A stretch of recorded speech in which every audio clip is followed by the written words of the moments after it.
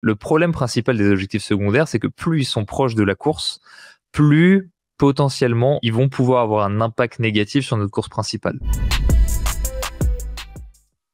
Comment courir son objectif secondaire par rapport à son objectif principal? C'est vrai que, on va dire, on vous laisse de la largesse et on ne vous contraint pas. On ne vous met pas une clé de bras en vous disant cette course secondaire, faut pas que vous la couriez à fond. Donc, on va dire que il y a des règles. Le problème principal des objectifs secondaires, c'est que plus ils sont proches de la course, plus potentiellement ils vont pouvoir avoir un impact négatif sur notre course principale. La course principale, il faut vraiment l'imaginer comme un objectif de saison. C'est très souvent une course qui nous tient à cœur pour diverses raisons, soit parce que c'est dans une ville un peu éloignée. Voilà, par exemple, on va faire le semi-marathon de Berlin. Voilà, on engage toute une logistique, des vacances, etc. Et on a envie d'en garder un bon souvenir. Donc, on maximise nos chances de faire une très très bonne course. Parce que tout est toujours une question de statistiques.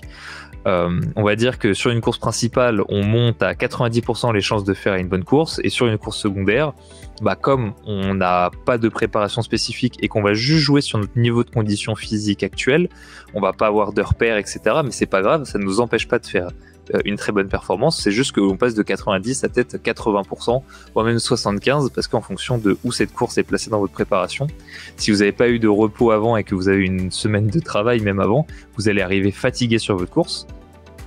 Donc, la course secondaire, faut vraiment l'imaginer comme j'y vais pour le plaisir, j'y vais pour me dépasser, j'y vais pour passer du temps avec les amis, j'y vais pour goûter le goût de l'effort et partager ça avec des gens, j'y vais pour m'habituer au stress de mettre un dossard, je m'y mets, enfin voilà, il y a plein de raisons de faire une course secondaire. En revanche, vouloir faire un record sur sa course secondaire n'est pas toujours un bon critère. Je vais vous donner un plan exhaustif pour savoir un peu comment vous repérer et savoir quelle allure utiliser sur votre objectif secondaire. Si vous êtes dans les 4 dernières semaines de votre préparation, honnêtement, quelle que soit la préparation, du 5 km au marathon, au trail ou quoi que ce soit, dans les 4 dernières semaines, et même dans le trail, quand ça commence à devenir un peu long, je dirais 6 heures et plus, on va même rajouter, on passerait plus de 4 à 6 semaines, mais on fait la sortie qui est prévue. Et d'ailleurs, c'est pour ça qu'aujourd'hui, c'est peut-être un petit peu rigide, j'en conviens, mais on ne vous laisse pas mettre de course secondaire dans les 4 dernières semaines sur un plan route et sur les 6 dernières semaines sur un plan trail.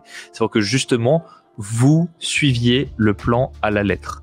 Vous pouvez, on va dire, vous inscrire à une course, mettre un dossard, mais pour autant ne pas l'avoir sur votre plan. Par exemple, ça c'est l'exemple le plus concret, vous êtes en fin de plan de marathon, vous avez un 2h30 avec 2 fois 30 minutes allure marathon. Si le jour de cette séance-là, vous êtes inscrit à une course, ce qui est à S-3, en fait, juste vous mettez votre dossard, vous faites votre petit jogging avant, parce que vous allez très certainement pas mettre 2h30 pour faire votre semi-marathon, quand bien même. Et voilà. C'est-à-dire qu'il faut vraiment se dire, je ne vais pas plus vite que la sortie dans ces 4 dernières semaines ou 6 dernières semaines pour du trail que ce qui est prévu. Je fais tout en endurance fondamentale, sauf mes 2 fois 30 minutes allure marathon, je n'en fais pas plus, je n'en fais pas moins. On peut essayer de tirer, on peut essayer de machin, etc. On peut essayer de faire un petit peu plus, un petit peu moins, mais l'idée c'est ça. Ok, donc ça c'était les 4 dernières semaines.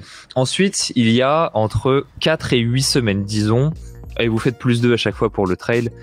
Entre 4 et 8, l'idée c'est de faire ça à un indice de difficulté de 7 sur 10 max. Pourquoi 7 sur 10? Ça veut dire que vous vous laissez énormément de marge et quand vous finissez votre course, il faut absolument avoir l'impression d'avoir pu faire mieux. Et il faut, 7 sur 10, il faut la semaine suivante réussir à faire son entraînement comme prévu. Ça, c'est super important. Si vous n'avez pas si après, dans les 8 dernières semaines, ça veut dire que là, c'est vraiment les 2 derniers mois, sur la route, c'est là où il va commencer à y avoir des entraînements de force plus allure, c'est là où on va commencer à travailler son allure spécifique, quelles que soient les distances. Donc, on rentre dans le spécifique. Si jamais vous faites une course à S-6, S-7, admettons, et que vous êtes à fond et que la semaine suivante, vous n'êtes pas capable de faire votre entraînement, à la fois, ça sera délétère parce que vous allez mettre en gage votre progression, mais aussi ça sera délétère parce que vous allez perdre une capacité nerveuse à vous investir dans votre préparation, à vous faire mal entre guillemets, qui va se répercuter sur la préparation, mais surtout qui risque de se répercuter le jour J de votre course. Et plus la course est longue, plus les facteurs mentaux sont importants, et plus ça peut se répercuter sur votre course. Si vous êtes arrivé jusqu'ici, c'est que cet extrait de l'un de nos webinaires vous a plu. Nous en organisons tous les mois pour nos membres premium et tu peux en retrouver d'autres extraits en cliquant ici. Et si tu veux avoir accès au replay de nos webinaires dans leur intégralité ou bien participer au prochain webinaire en live, rejoins la communauté du campus, c'est compris dans ton abonnement et il y a toutes les infos en description.